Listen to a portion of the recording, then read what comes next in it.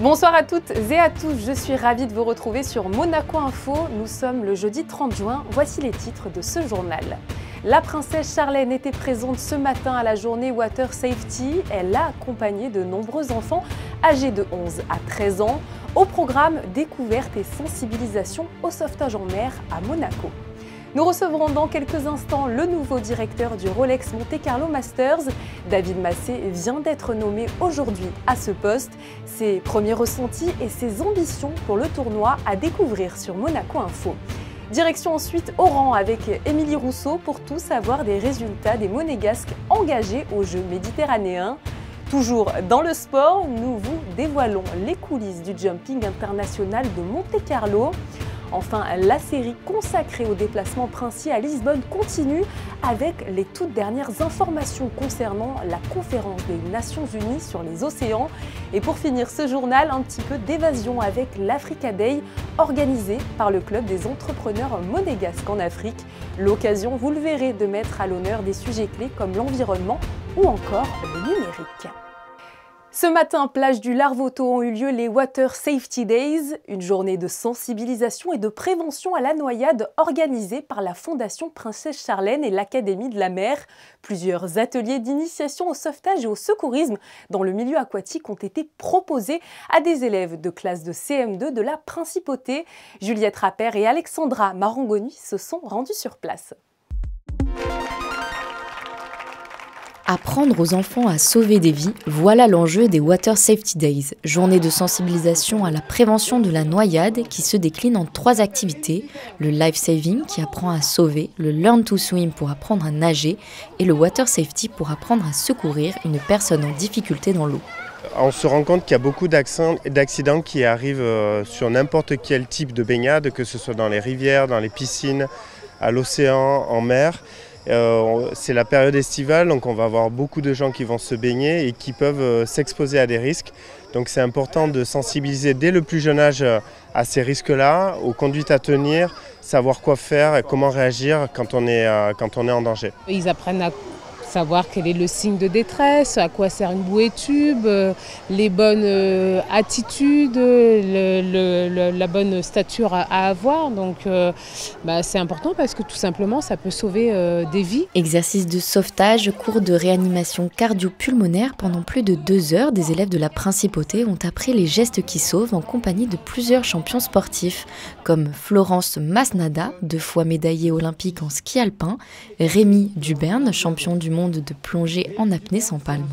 On fait venir des amis champions. Alors chaque année, il y a de nouveaux champions, il y en a qui reviennent.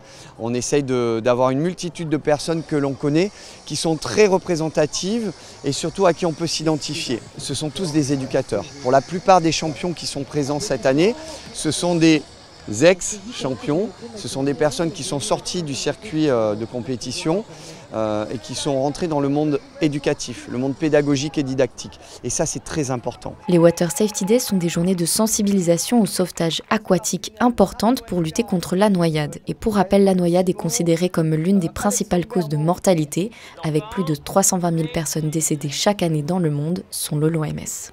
C'est officiel, David Massé est le nouveau directeur du Rolex Monte Carlo Masters. Bonsoir à vous, David. Et bonsoir à vous, Julia. Alors pour commencer, un mot sur votre ressenti. Qu'est-ce que cela vous fait tout simplement de succéder à Željko Franulović? Je suis ravi. Bien sûr, le tournoi, c'est un grand privilège pour moi en fait. C'est un honneur. Je vais dire que le tournoi est tellement vieux. En fait, le plus ancien tournoi en terre battue. C'est un tournoi que j'ai suivi depuis mon jeunesse. Quand je pense que ça fait 20 ans que je suis à Monaco, un petit peu plus, et j'assistais chaque édition. Et quand aussi je pense que le tournoi a fêté 125 ans cette année, c'est incroyable en fait pour moi. Alors David, 20 ans que vous êtes à Monaco, c'est la première fois que vous êtes sur notre antenne. Est-ce que vous pouvez nous parler tout simplement de votre parcours? Oui, alors je suis arrivé fin 2001. Et j'ai travaillé pour l'ATP Tour. C'était en département différent. Tout d'abord cette communication, après avec les sponsors et après avec les relations de tournoi en Europe.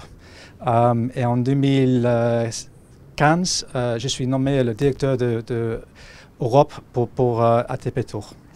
Après, en octobre 2021, j'ai commencé avec le tournoi comme directeur adjoint, à côté de Jakob Vanulovic, où j'ai appris beaucoup. Alors, est-ce que vous avez déjà eu une feuille de route pour la prise de vos fonctions? Est-ce que vous savez quelles vont être vos missions précises au Rolex Monte Carlo Masters? La mission, c'est clair pour moi, c'est pour protéger l'héritage du tournoi et en même temps voir si on peut voir les nouveautés. Moi, j'ai voyagé beaucoup pendant mon carrière à l'ATP. J'ai visité plus de 300 tournois. J'ai eu la chance de visiter le plus grand tournoi au monde. Et j'aimerais, si je peux, voir où je peux améliorer le tournoi. Mais c'est difficile parce que déjà, c'est un tournoi incroyable. On a une base de sponsors aussi comme Rolex. Je veux dire on a beaucoup de chance. On a beaucoup de chance déjà. Et c'est vraiment...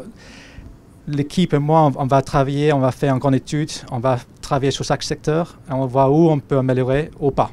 Mais c'est déjà, on essaie de penser à l'accueil de notre spectateur, aussi sur la télévision, le producteur sur la télévision et finalement aussi le joueur. Bien sûr, le joueur compte beaucoup pour nous.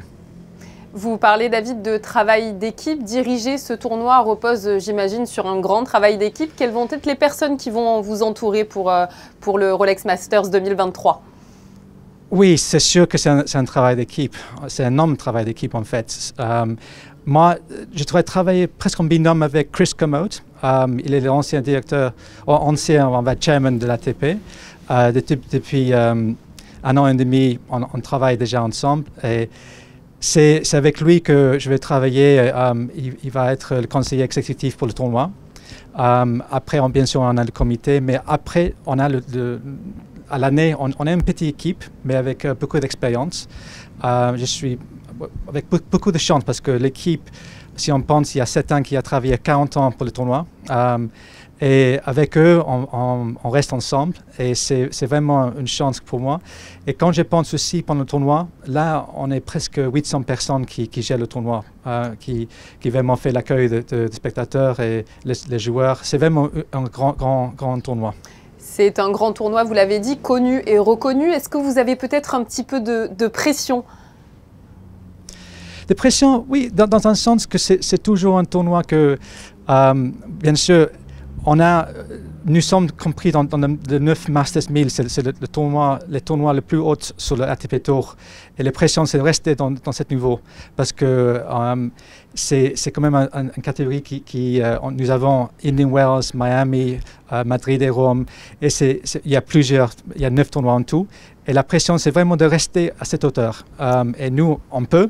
Et c'est vraiment une question qu'on applique notre maximum pour faire le meilleur tournoi possible. Alors David, je vous écoute depuis tout à l'heure, on l'a compris, vous vous êtes déjà mis au travail avec votre équipe. Le tournoi 2023 arrive à grands pas. Est-ce que vous êtes déjà en pleine préparation? On sait que le temps passe vite. Oui, bien sûr, on travaille déjà sur 2023, même 2024, parce que certaines choses prennent du temps à changer. Oui, c'est un travail à l'année pour le tournoi. Et c'est sûr que l'équipe respective pendant les premiers mois et après on agrandit. Un dernier mot pour conclure, David. Le Monte Carlo Country Club, c'est vraiment un écrin de prestige pour ce Rolex Monte Carlo Masters. Oui, c'est connu au monde entier. C'est vraiment le plus bel endroit au monde pour un tournoi de tennis. Quand on pense qu'on a la mer qui est vraiment devant nous, c'est vraiment exceptionnel. Merci beaucoup à vous, David. Merci beaucoup. Nous vous souhaitons une très bonne continuation dans la prise de vos fonctions comme directeur, je le rappelle, du Rolex Monte Carlo Masters. Merci beaucoup. À ce sujet, notre journaliste Juliette Rappert est allée interroger la présidente de la Fédération monégasque de tennis et du Monte Carlo Country Club. Il s'agit de Mélanie Antoinette de Massy. Alors, que pense-t-elle de la nomination de David Massé comme nouveau directeur du Rolex Monte Carlo Masters? Nous l'écoutons. Et je considère que nous avons beaucoup de chance. Il a une expérience avec les 20 ans qu'il a passé à l'ATP dans diverses fonctions. Il a été dans quasiment tous les tournois au monde. Et il connaît évidemment le tennis, tous les joueurs, tous les acteurs du tennis, dans quelque sorte que ce soit. Il les connaît, donc ça c'est inestimable comme expérience. Et sachant qu'en plus, il va être en étroite collaboration avec Chris Kermode. Donc je pense que vraiment avoir une équipe, un binôme comme celui-ci, c'est remarquable. C'est la dream team du tennis et vraiment je suis heureuse et sereine pour l'avenir et je ne pouvais pas rêver mieux. Nous restons dans le domaine sportif, mais nous quittons Monaco direction Oran, où se déroulent actuellement les Jeux méditerranéens. Depuis le début de la compétition, nous vous tenons régulièrement informés des résultats des Monégasques. Rejoignons justement Émilie Rousseau sur place. Bonsoir à vous Émilie. Vous teniez ce soir à nous parler, je crois, de 2 athlètes en particulier.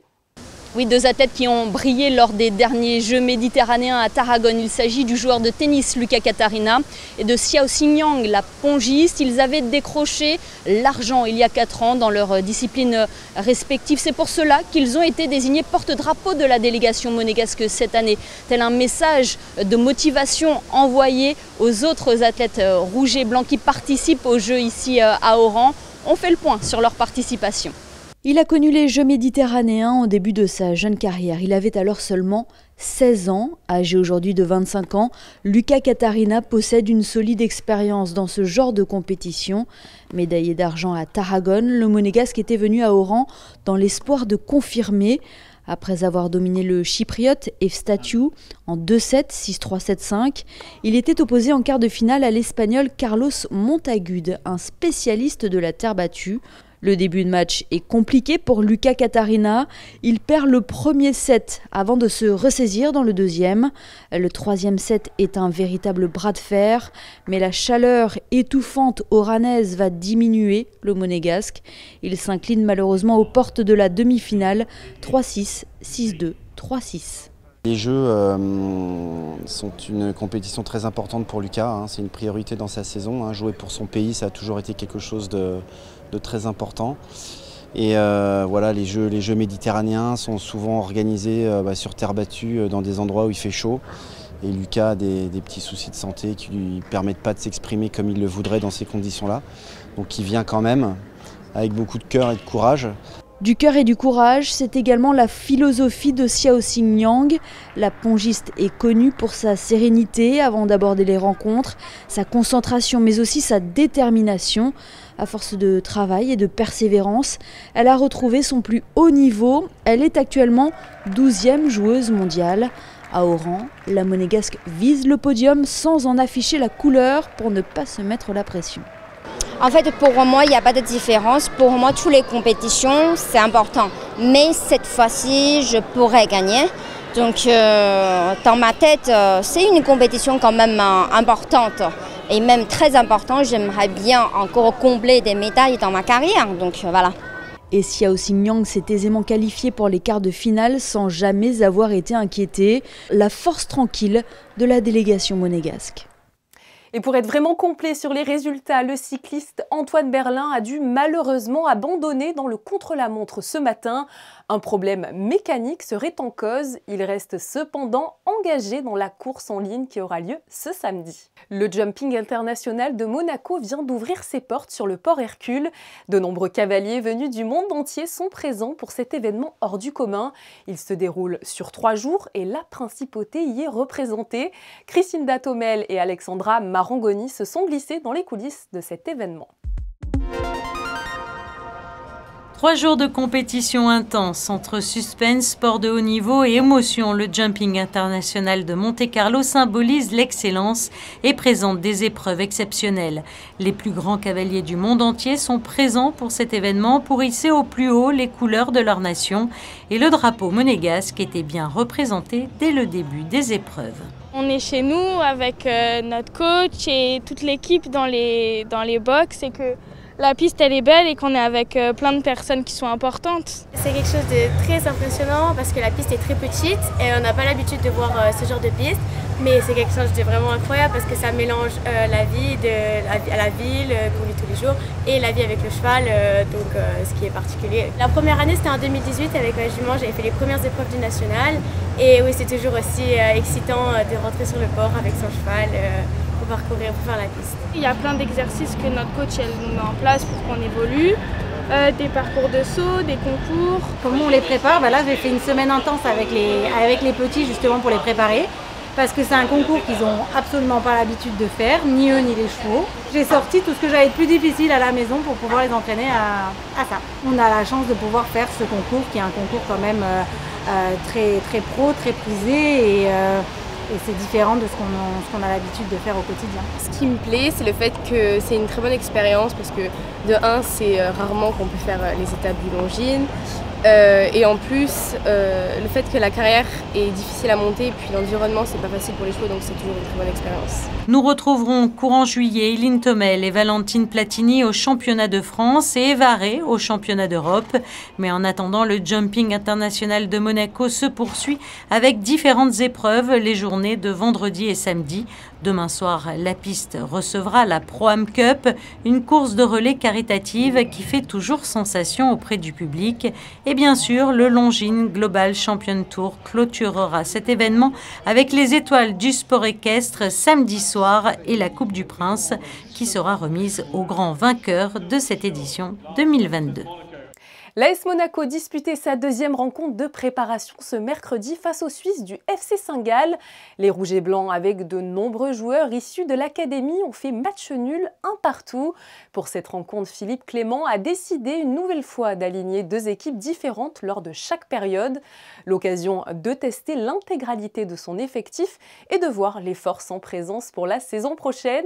Les Monégasques vont à présent s'envoler ce lundi 4 juillet pour le sud du Portugal jusqu'à samedi pour le traditionnel stage de préparation afin de poursuivre leur montée en puissance jusqu'à la reprise des matchs officiels.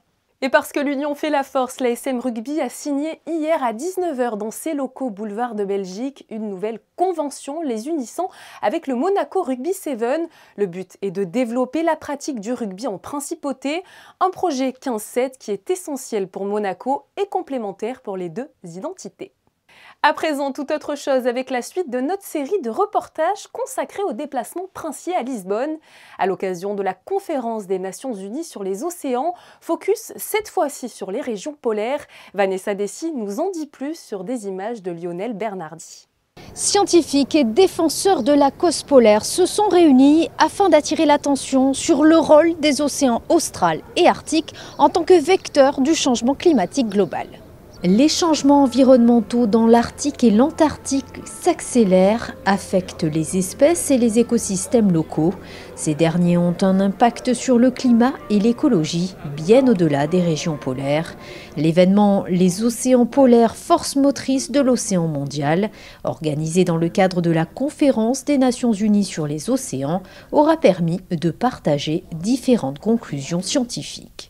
C'est une initiative conjointe entre la Fondation Prince Albert II de Monaco, l'Institut océanographique, mais aussi les partenaires de l'Antarctique et de l'Arctique que sont SCAR et IASC, les deux organisations purement et exclusivement scientifiques qui régulent ces deux régions. C'est le seul événement quand même de cette semaine de conférence à Lisbonne qui est consacré aux régions polaires. Et on pensait qu'il était vraiment primordial de ramener les pôles au cœur des débats lorsque l'on parle de l'océan mondial. Pourquoi ? Eh bien, la relation climat-océan est totalement dépendante de ce qui se passe dans les pôles. Les pôles sont également des laboratoires incroyables en accéléré de ce qui se passe sur le reste de la planète.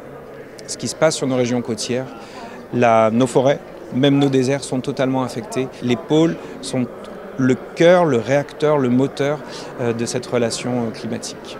Échangeant leurs points de vue, les participants du symposium appellent à de nouveaux efforts afin de renforcer les actions en faveur de la protection des régions polaires et d'un monde durable. Soprattutto l'Oceano del Sud, in realtà è un oceano che attiva tutti gli altri oceani del mondo. La circolazione degli oceani dipende dall'Oceano del Sud e pertanto è veramente molto importante. La sua capacità di assorbire l'anidride carbonica è un dato che dobbiamo assolutamente preservare ed evitare che ci sia troppa acidificazione di quell'oceano e che possa essere ridotta questa capacità. L'objectif de cette conférence est surtout tourné vers une sensibilisation des leaders politiques, mais le grand public doit également prendre conscience de ces enjeux. L'exposition Mission polaire au musée océanographique permet justement de faire voyager les visiteurs pour une meilleure compréhension de ces défis. nous invitons nos visiteurs à devenir des reporters de presse, à faire votre métier. Et quand ils arrivent, au lieu de recevoir un ticket d'entrée, ils reçoivent une carte de presse temporaire. Et ils peuvent, grâce à cette carte de presse, en fait, poser des questions à des scientifiques, à des chefs d'entreprise. Et à la suite, nous leur demandons leur propre témoignage et puis aussi leur engagement. Les questions polaires sont désormais intégrées aux conférences internationales axées sur les océans et le climat afin de rendre visibles les régions polaires et leur évolution. Le Yacht Club accueillait hier l'Africa Day. Il était organisé par le Club des entrepreneurs monégasques en Afrique avec le Monaco Economic Board. Plusieurs thèmes furent à l'honneur comme l'environnement ou encore le numérique. Sur place, Sandrine Nègre, Alexandra Marangoni et Louis Borgia. État des lieux de l'Afrique aujourd'hui, montrer que ce continent peut être un véritable poumon du monde, encourager les liens entre la principauté et plusieurs États africains. Cet Africa Day a permis pendant quasiment 10 heures de mettre en avant tous les atouts du continent africain. Quelque part, c'est une consécration pour le CEMA. On a démarré à 8 ans en tant que club d'entrepreneurs, 5 membres fondateurs. On est passé à 20, on organisait les manifestations en club, les missions économiques à l'étranger également, toujours en invitant le MEP bien évidemment, qui est un de nos parrains, avec la FEDEM. Et puis depuis 2020, après la Covid, on a démarré avec Guillaume Rose, qui était également demandeur. On a passé collection CEMA au sein du MEP, un peu le bras armé pour l'Afrique du Monaco Economic Board. Et tout naturellement, on arrive à ce premier Africa Day. En présence notamment de Jean Castellini, les intervenants se sont succédés pour évoquer des thèmes très variés, liés aux finances bien sûr, à l'attractivité, au numérique et à l'environnement. En matière de nature, 60% des terres arables non exploitées sont en Afrique, donc quand on parle de problèmes d'agriculture, c'est sûr que c'est une solution. Il y a une des plus grandes forêts, tout le bassin du Congo. On avait M. Moucheté aujourd'hui, qui est le patron pour la partie RDC en tout cas. C'est vrai que c'est un poumon du monde, donc il faut le protéger. Et ça, c'est un enjeu pour l'ensemble de la planète, d'aider à conserver ces forêts, à reforester quand c'est possible. Ce jour dédié à l'Afrique était donc, vous l'aurez compris, proposé par le Club des entrepreneurs monégasques en Afrique et le Monaco Economic Board notamment. Il s'est achevé par une remise de dons à la Fondation Princesse Charlène.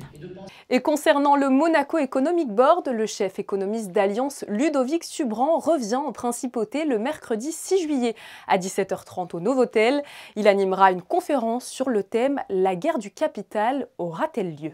Avant de refermer cette édition, nous retrouvons Alexandra Pani pour un point sur la météo de ce premier jour du mois de juillet. Bonsoir à vous Alexandra. Bonsoir Julia, bonsoir à tous. Oui, on débute le mois de juillet avec un ciel encore un peu couvert pour un temps d'été, mais des températures bien de saison. Il fera 27 degrés au plus chaud de la journée. Du côté des plages, les baigneurs pourront profiter d'une eau à 24 degrés. Et en ce 1er juillet, n'oubliez pas de souhaiter une bonne fête aux Thierry. Merci Alexandra et très bonne fête à tous les Thierry. Pour clore cette édition, découvrez les photos de Stéphane Danard. Elles sont consacrées aux travaux d'aménagement de la digue Régnier 3. En effet, le port Hercule s'équipe pour accueillir dans les meilleures conditions les yachts et méga-yachts. Il pourra ainsi voir accoster des bateaux allant jusqu'à 150 mètres. Alexandra Pani vous en dira d'ailleurs plus demain dans ce journal. Je vous donne donc rendez-vous à 19 h pour un nouveau point complet sur toute l'actualité monégasque. En attendant, très belle soirée à vous sur Monaco Info.